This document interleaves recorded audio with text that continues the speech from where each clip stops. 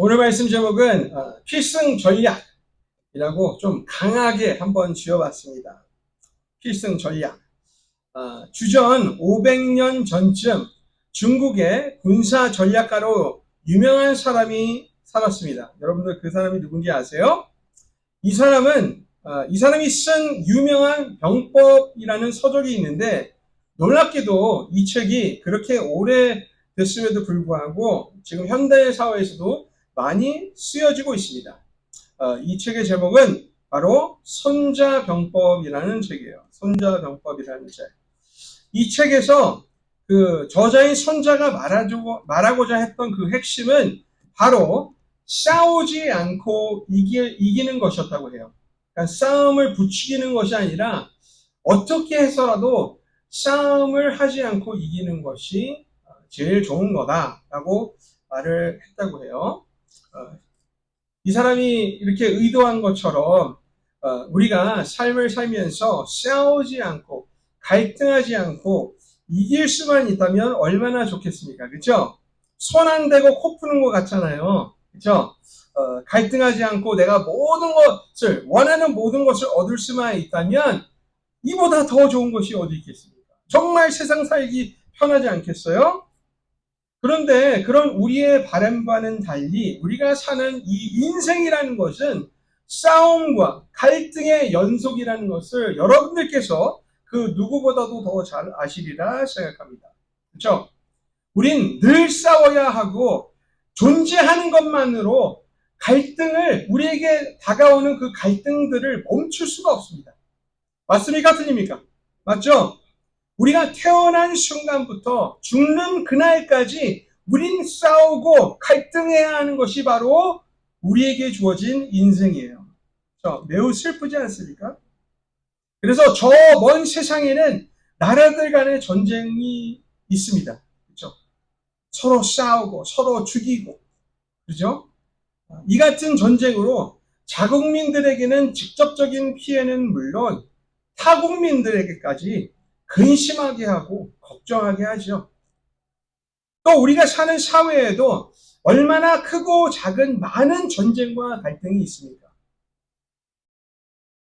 이런 것들로 우리를 근심하게 하고 사회를 향해서 서로를 향해서 맞서 싸우게 하지 않습니까?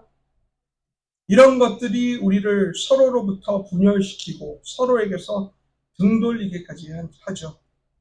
그런데 우리의 싸움과 갈등은 저 먼 곳에서만 있는 것은 아닙니다. 맞습니까? 밖에서만 일어나는 일도 아니에요. 우리 집 안에서도 많이 일어나죠. 하루에 몇 차례씩이나 소리를 질러야 하는 경우가 있는지 모르겠어요. 부부와의 갈등도 있죠. 아주 없지는 않지 않습니까? 부모와 자녀 간의 갈등도 있고, 또 심지어 형제들 간의 갈등 또한 있습니다. 그렇죠? 왜 그렇습니까? 왜냐하면 가정을 잘 이끌고 꾸려 나가야 한다는 그런 부담이 있기 때문입니다. 맞습니까? 가족에게 피해를 주지 말아야 한다는 것이 우리에게 갈등으로 다가오는 것입니다. 그렇죠? 그래서 우리가 이 모든 것을 하는 거 아니에요. 사랑하니까, 내 가족이 소중하니까, 더 잘해주고 싶은 거니까 서로 싸우고 갈등하고 그러는 건 아닙니까? 그러면서 때로 우리는 어떻게 합니까? 서로에게 우리가 의도하지 않은 상처들을 주고받을 때가 있죠. 내 의도와 반대되는 결과를 맞이할 때는 또 얼마나 많이 있습니까?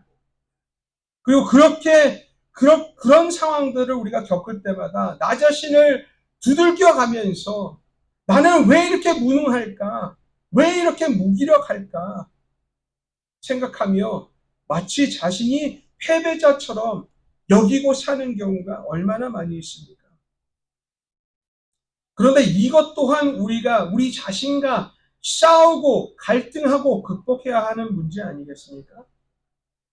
우리 자신과 싸우다 보면 내가 하고 싶은 일과 내가 해야 하는 일로서도 갈등을 하게 되죠. 내가 내 마음 가는 대로 살면 쉽고 편하게 살 수 있지만 옳은 길을 선택하기 위해 우리가 얼마나 많은 노력을 합니까?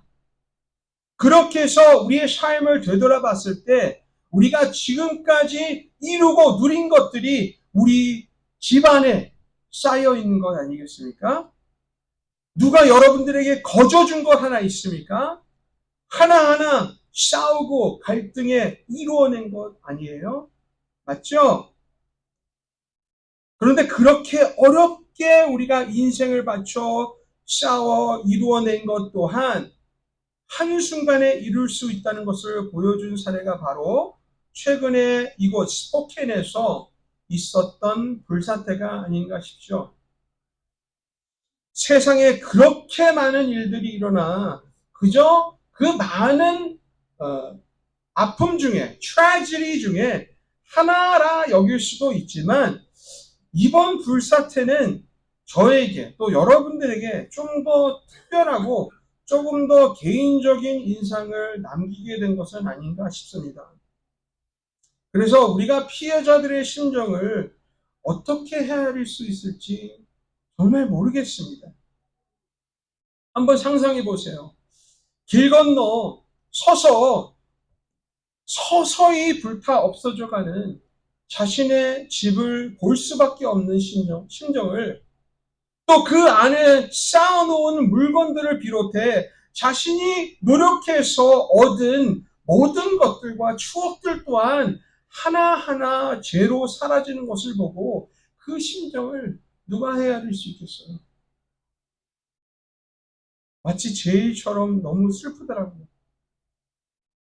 그런데 만약에 이번에 불로 집을 잃게 된 사례가 처음이 아니라 두 번째로 일어난 일이라면, 같은 집에서, 다시 세워놓은 집에서 일어났다면, 그러면 그 사람은 이 상황 속에서 어떻게 다시 일어설 수 있겠습니까? 다시 싸우고 세우려는 심정이나 들까요?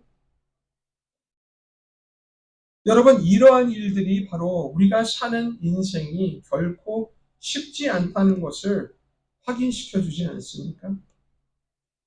매일이 전쟁임을 다시 한번 상기시켜 주죠. 그리고 매일이 갈등의 연속임을 대변하고 있습니다. 여러분, 제 개인적인 얘기를 하나 할게요. 그걸 아세요? 제가 여러분들에게 오늘도 이 자리에 섰지만 매주 말씀을 전하기 위해서 얼마나 많은 갈등을 하고 저 자신과 싸워가면서 하나님께 매달려가면서 말씀을 준비하는지 아십니까? 너무 힘들어서 심장이 막 빨리 뛰고 식은땀이 날 정도예요. 제가 뭐 잘하고 못한다 말하는 것이 아닙니다. 하지만 저에게 말씀 준비와 예배 준비는 정말 매주가 전쟁과도 같습니다. 정말 어쩔 때는요, 심지어 아무 생각이 떠오르지 않아 머리를 쥐어짜기도 하고 가슴을 쳐내려가기도 하는데, 때로는 밤까지 지새가며 간신히 준비해 말씀을 전하기도 해요. 그러면요, 여러분, 그때마다 하나님이 얼마나 원망스러운지 몰라요. 하나님께 화도 많이 냅니다. 그러다 보니 여러분들 또한 여러분들의 각자의 삶에서 얼마나 많은 전쟁을 치르며 치열하게 사셨을까라는 생각을 하게 되었어요. 여러분들 또한 각자의 삶에서, 각자의 인생에서 잠을 설쳐가며 머리를 뜯어가면서 자신의 가슴을 쳐가는 날들이 얼마나 많으셨습니까? 심장이 뛰고 식은땀이 흐르는 경우가 얼마나 또 많습니까? 또 이 같은 삶을 보시면서 우리 주님 또한 얼마나 안타까워하셨을지 여러분 상상이 드십니까? 그런 의미에서 이번 달 저희가 암송하고자 하는 구절인 요한계시록 21장 4절에 모든 눈물을 그 눈에서 닦아주시니 다시는 사망이 없고 애통하는 것이나 곡하는 것이나 아픈 것이 다시 있지 아니하리니 처음 것들이 다 지나갔습니다 하신 이 말씀이 지금 이 같은 전쟁 같은 삶을 사는 우리에게 얼마나 큰 위로가 되는지 모릅니다. 또 그래서 더욱더 주님 다시 만날 날이 기대되는 것 같습니다. 그런데 그걸 아세요? 우리 주님은요, 우리가 이 약속을, 이 소망을 먼 미래에만 기다리면서 바라보기를 원하지 않으십니다. 그걸 아세요? 우리 주님께서 우리에게 원하시는 것은 지금 우리가 사는 이 현실 속에서도 이 같은 평안한 삶을, 기쁨의 삶을 살기를 원하신다. 저는 확신합니다. 믿습니까? 그래서 이 같은 말씀을 오늘 우리가 나눈 본문 말씀으로 우리에게 말씀하신다 생각해요. 성도 여러분, 우리가 오늘 본문 내용을 그냥 겉으로만 보면 믿는 자들에게 요구하시는 또 하나의 하나님의 명령처럼 들릴 수가 있습니다. 그렇죠? 왜 그렇습니까? 7절에 하나님께 복종할지어다 라고 그래요. 그렇죠? 여러분 누구에게 복종하는 거 좋아하세요? 안 좋아하잖아요. 내가 왜? 이런 태도로 나아가잖아요. 그런데 하나님께서 분명히 이거는 제안을 하는 게 아니라 명하시는 거예요. 하나님께 복종할지어다 라고 시작을 해요. 그렇죠? 근데 그걸로만 끝나지 않아요. 이 짧은 구절에 9개, 10개 되는 명령이 포함되어 있어요. 8절에 하나님을 가까이 하라라고 말하고 손을 깨끗이 하고 성결하라라고 하죠. 그 다음에 9절에는 뭐라고 합니까? 기뻐하라라고 합니까? 아니요. 반대로 슬퍼하고 애통하며 울며 즐거움을 근심으로 바꾸라고 해요. 이게 무슨 말입니까, 여러분? 그리고 마지막으로 10절에 뭐라고 합니까? 주 앞에서 낮추라 라고 명하시죠. 이 같은 말씀을 들을 때 여러분 무슨 느낌이 드세요? 무슨 생각이 드세요? 부담처럼 느낄 수 있다는 거예요. 그렇죠? 그리고 이런 생각하지 않겠습니까? 아니 하나님 정말 너무하시네. 내가 하나님을 위해서 더 어떻게 하라는 거예요? 라고 할 수도 있죠. 그런데 중요한 것이 있습니다. 우리가 이 말씀을 좀 더 자세히 들여다보고 좀 더 깊게 묵상을 해보면 하나님이 사도 야고보를 통해 이렇게 말씀하신 이유가 우리를 꾸짖으려고 혹은 우리에게 부담을 주려고 하신 말씀이 아니라 매일 우리가 힘들게 싸워 사는 인생에 하나님 자신이 우리의 편임을 말해주기 위함이고 우리를 위로해 주시기 위함이고 우리를 세상에서 이기는 싸움을 하게 하시러 이 같은 말씀을 우리에게 주시는 거라 저는 확신하게 말씀드릴 수가 있어요. 그래서 오늘 말씀 제목을 필승 전략이라고 지어본 거예요. 이 말씀은요, 그 유명한 선자도 이렇게 말씀을 드릴 수가 없어요. 여러분, 어차피 우리의 인생이 만약에 싸움과 갈등의 연속이라면 그러면 차라리 이기는 싸움을 하는 것이 어떻습니까? 그렇죠? 계속 세상이 공격하는 것을 그냥 막고만 계실 거예요? 반격하면서 일어나서 이겨야 되지 않겠습니까? 맞습니까? 틀립니까? 그 이기는 싸움을 하기 위해 오늘 본문이 우리에게 말해주고 있는 거예요. 자, 무슨 말씀인지 제가 차근차근 말씀해 드리겠습니다. 오늘 본문 7절에 사도 야고보는 이렇게 말하죠. 너희는 하나님께 복종하라 라는 말이에요. 그렇죠? 이거는 우리가 다 아는 말이에요. 성경은 여러 군데 이 같은 말을 합니다. 그런데 야고보는 이 말을 하기 전에 뭐로 시작합니까? 그런즉으로 시작을 해요. 그런즉. 그렇죠? 그런즉으로 시작하는 이유는 앞으로 8절, 9절, 10절에 하는 말을 하기 전에 이전에 하는 말과 이 말이 연결되어 있다는 것을 의미하는 거예요.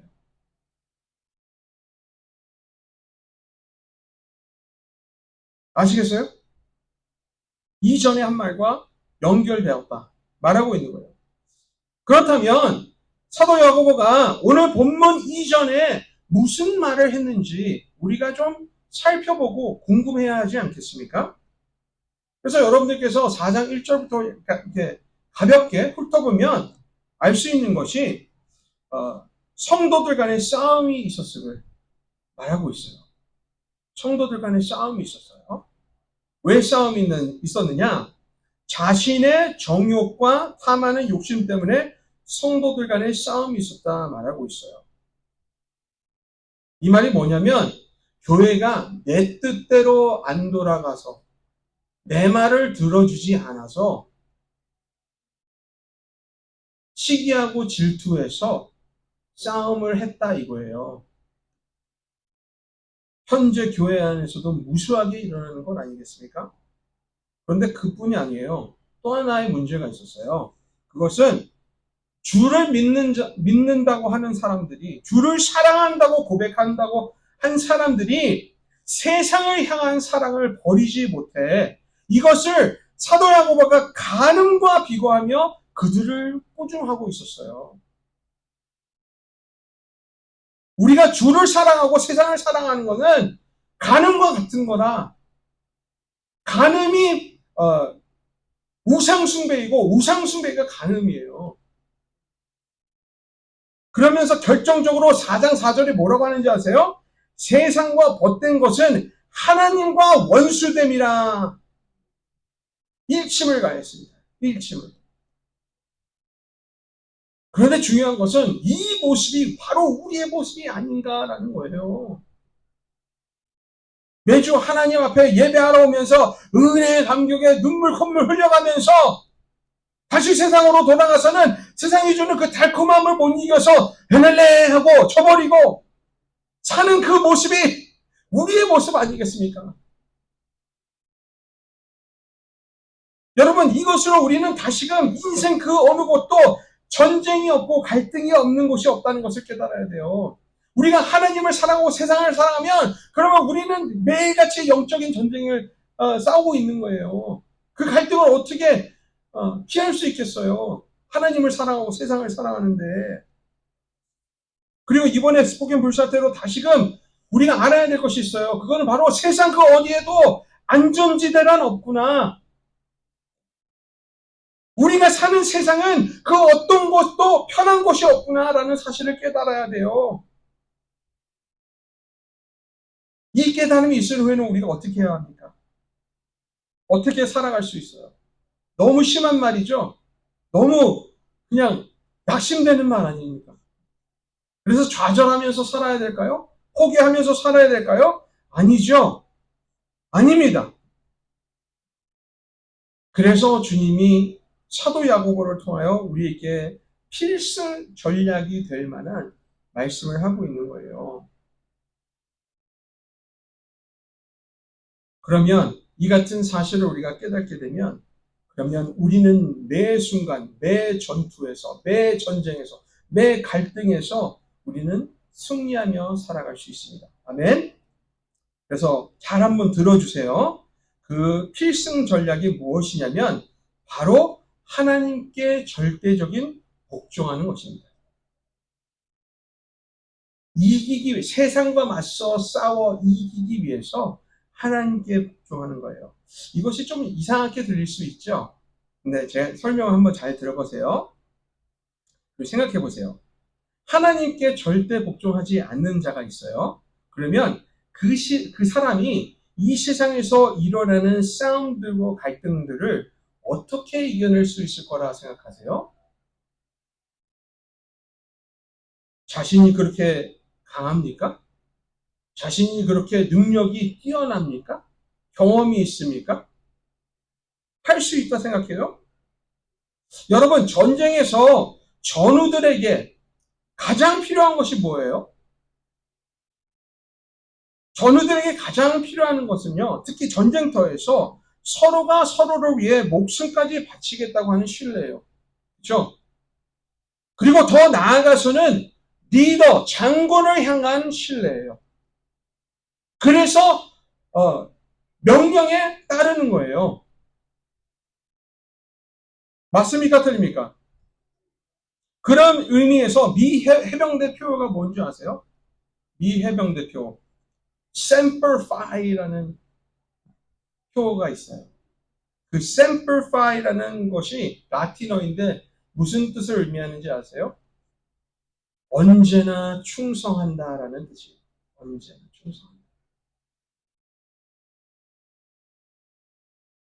또 그런 의미에서 주를 믿는 자들은 이 세상에 사는 전우들과 같은 거예요. 그러면 서로를 의지하고 믿기도 해야 하지만 우리의 왕 되시고 승리의 장군 되시는 하나님께 절대적으로 복종해야 마땅한 것입니다.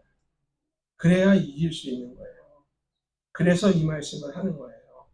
부담 드리기 위함이 아니고 여러분들의 자유를 빼앗기 위함이 아니에요.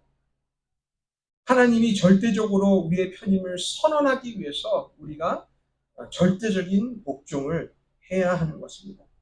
생각해 보세요, 여러분. 누가 박쥐 같은 사람의 편을 들어주겠습니까? 여기도 붙고 저기도 붙는 사람을 누가 편해 주겠어요?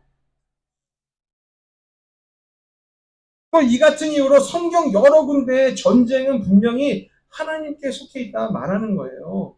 그런데 그 여러 구절 중에서도 잠언 21장 30절과 31절을 보면 이렇게 말해요. 지혜로도 못하고 명철로도 못하고 모략으로도 여호와를 당하지 못하니라. 싸울 날을 위하여 마병을 예비하거니와 이김은 여호와께 있느니라. 아멘. 우리에게 승리를 약속하고 있는 것 아니겠습니까? 또 이 같은 승리를 구세주이신 우리 예수님이 십자가 죽음과 부활로 보여주셨어요. 이것을 사도 바울은 고린도전서 15장 55절과 57절에 이렇게 고백을 하고 있어요. 사망아, 너의 승리가 어디 있느냐? 사망아, 내가 쏘는 것이 어디 있느냐? 우리 주 예수 그리스도로 말미암아 우리에게 승리를 주시는 하나님께 감사하노니. 아멘. 이런 하나님께 복종하는 것, 믿는 자들로서 마땅한 것 아니겠습니까? 진정 우리가 하나님을 복종함으로 우리의 자유가 빼앗기는 것입니까? 부담이 되는 것입니까? 하나님께서는 우리가 힘든 세상과 맞서 싸워 이기는 필승 전략을 주시고 계신 거예요. 여러분, 하나님께 복종해야 마귀를 대적할 건 아니에요. 여러분 자신의 능력으로 하실 수 있어요? 그렇다면 한번 욥을 한번 생각해 보세요. 욥은요, 이룬 것이 많았던 사람이에요. 그렇죠? 그런데 한순간에 빼앗겼어요. 누구로 인해서? 마귀로 인해서 빼앗겼어요. 한순간에. 그런데 여러분이 무슨 수로 마귀를 대적할 수 있다고 생각하십니까? 이 같은 생각을 가지는 건요, 마치 중독에 빠진 사람이 자신이 혼자 힘으로 그 중독에서 벗어날 수 있다라고 말하고 생각하는 것과 같은 거예요. 승산이 없습니다. 승산이. 지는 싸움이에요. 아시겠어요? 그렇기 때문에 반대로 하나님께 복종을 하면 마귀를 대적할 수 있게 됩니다. 내가 없었던 힘이 막 솟아나서가 아니라 나의 등 뒤에서 내가 버티고 있으면 나의 등 뒤에서 든든하게 서 계신 하나님을 보고 마귀가 도망가는 거예요. 여러분, 재미난 이야기를 하나 해드릴까요? 좀 오래전 한국 군대 이야기를 바탕으로 한 TV 프로그램이 있었어요. 진짜 사나이라는 그런 프로그램이었는데, 아시는 분들은 아시겠지만 한국 군대는 남성들만 의무적으로 가는 곳이죠. 그럼에도 이 예능 프로그램에서는 여자 연예인들을 섭외해서 여성 군대 이야기를 다룬 적이 있어요. 그리고 군대에서 받는 모든 훈련들이 다 힘들겠지만 그중 화생방 훈련이 가장 힘든 훈련 중 하나가 아닐까 싶습니다. 여러분, 화생방 훈련이 뭔지 아세요? 가스가 숨 막히게 하는, 사람을 죽일 수 있는 가스가 가득 메운 그 건물 안에 들어가서 버텨보는 거예요. 그것이 훈련 중의 일종이에요. 그 방에 들어가면 숨도 쉬기 어렵고 매워 눈물 콧물 할 것 없이 다 나와요. 다 나와요. 그러니 얼마나 어렵겠습니까? 저는 군대를 가본 적이 없어서 이러한 경험을 한 적이 없습니다. 근데 우리 원로 목사님은 하셨나 싶네요. 화생방 들어가 보셨어요?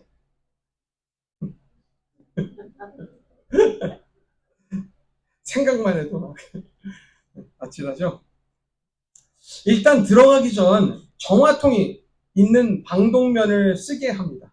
그리고 가스가 가득한 방에 건물에 들어가게 해요. 그러면 일단은 마스크가 있고 정화통이 있기 때문에 숨 쉬는 것은 문제가 되지 않습니다. 그리고 나서는 어, 그 정화통을 풀라고 해요. 풀라고 해요. 그것을 풀면 곧바로 가스가 방독면 속으로 스며들게 됩니다. 그러면 눈도 안 보이고 눈, 코, 입 할 것 없이 매웁니다. 숨도 쉬기 어렵습니다. 그래서 콜록콜록 돼요. 이후 군사들이 그 정화통을 섣불리 다시 끼는 것을 방지하기 위해서 머리 위로 올리라고 해요. 머리 위로. 그러면 군사들이 막 발을 동동 굴려가면서 그 정화통을 머리 위로 이렇게 들고 있습니다. 그런데 한 여군사가 그 상황에서 어떻게 하는지 아세요?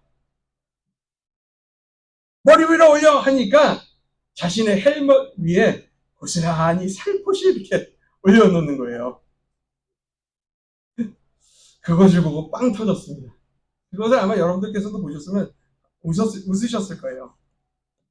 제가 이 같은 이야기를 나누는 이유는 하나님을 복종할 때는 우리가 고지곳대로 해서는 안 됩니다. 내 마음대로 해서 내 마음대로 복종해서 하나님 나 복종하고 있어요 라고 하면 안 된다는 거예요. 하나님이 명하시는 대로 복종도 해야 하는 겁니다. 그 방법을 8절로 10절에 이렇게 말씀하십니다. 하나님을 가까이 하라 그리하면 너희를 가까이 하시리라. 죄인들아 손을 깨끗이 하라. 두 마음을 부은 자들아 마음을 성결하게 하라. 슬퍼하며 애통하며 울지어다. 너희 웃음을 애통으로 너희 즐거움을 근심으로 바꿀지어다. 주 앞에서 낮추라. 그리하면 주께서 너희를 높이시리라. 아멘. 우선 하나님께 복종하는 것은 하나님께 가까이 가는 것입니다. 그리고 나머지 구절로 이것이 무슨 의미인지 더 자세하게 말해주고 있는데 우선 하나님을 복종하는 것, 하나님께 가까이 하는 것은 바로 죄에 대한 회개로 시작을 하는 겁니다. 죄에 대한 회개로.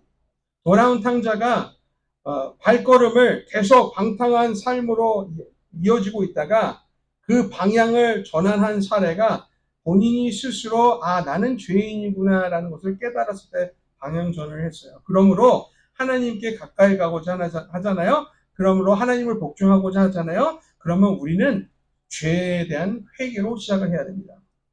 그래서 죄인들아 손을 깨끗이 하라라고 명하시는 거예요. 그런데 중요한 것은 회개로 끝나면 안 됩니다.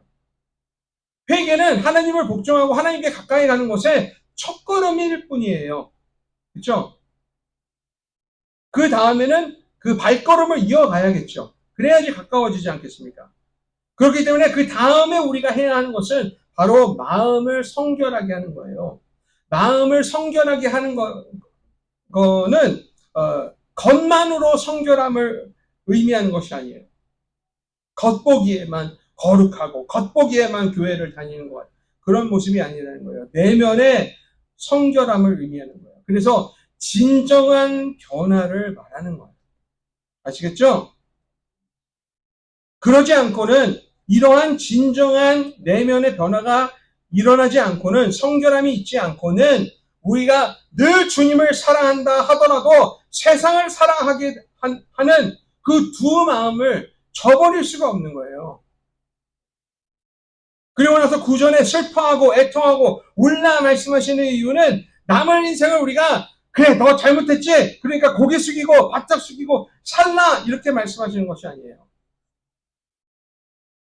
그것이 아니라 진정으로 우리가 우리의 죄인됨을 안타까워하고 슬퍼하고 애도하라 말씀하시는 거예요.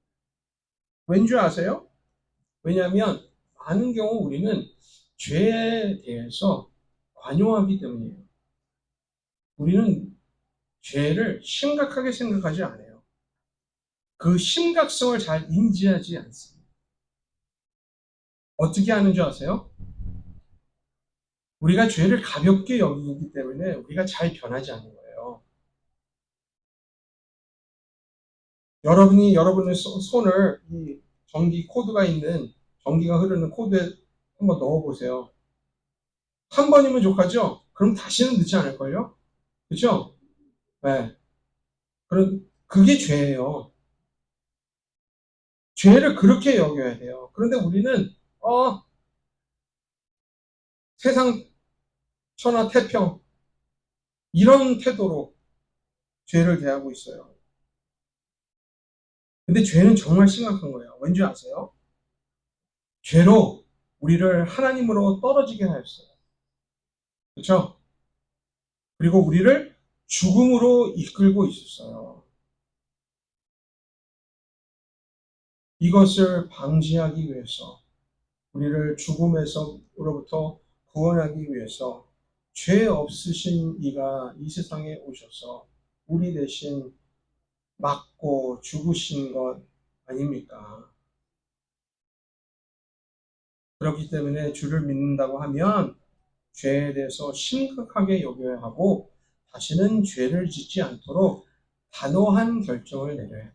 단호해야 돼요. 죄에 있어서는 매정해야 됩니다. 이 같은 모습은요, 주 앞에서 우리를 낮추는 행위가 됩니다. 낮추는 행위. 그러면 우리에게 어떤 약속이 있습니까? 우리를 낮추면 주님께서 우리를 직접 높이신다고 하죠. 나 자신이 쓰러졌는데 나 혼자 일어서려고 하면 힘들죠. 그런데 어느 강한 누가 나를 이끌어준다 생각해 보세요. 그러면 우리는 아무 노력 없이, 별 노력 없이 그냥 일어서기만 하면 돼요. 그것이 우리의 주님이라 말하는 거예요. 그렇게 우리가 한 걸음 한 걸음 일어서 주님께 나아가면 하나님 또한 우리와 가까이 하실 거라 약속하시지 않습니까? 성도 여러분, 이 세상의 많은 전쟁과 갈등 속에서 그것들을 맞서 싸워서 이길 수 있는 필승 전략이 있다면 무엇이겠습니까? 오늘 본문 말씀은 그것이 하나님께 복종하는 거야. 말하고 있다는 사실을 깨닫기 바랍니다. 그래서 하나님을 복종하라 말을 하는 거예요. 그러한 이유로 이 말에 우리가 주저하거나 싫은 내색을 하지 마시고 오히려 하나님의 나의 편을 들어주시려고 하는구나. 하나님께서 나에게 필승 전략을 주시는구나 하는 그 감사한 마음으로 인생을 승리하며 살아가는 저와 여러분들이 될 수 있기를 주님의 거룩한 이름으로 축원합니다. 아멘. 함께 기도하겠습니다.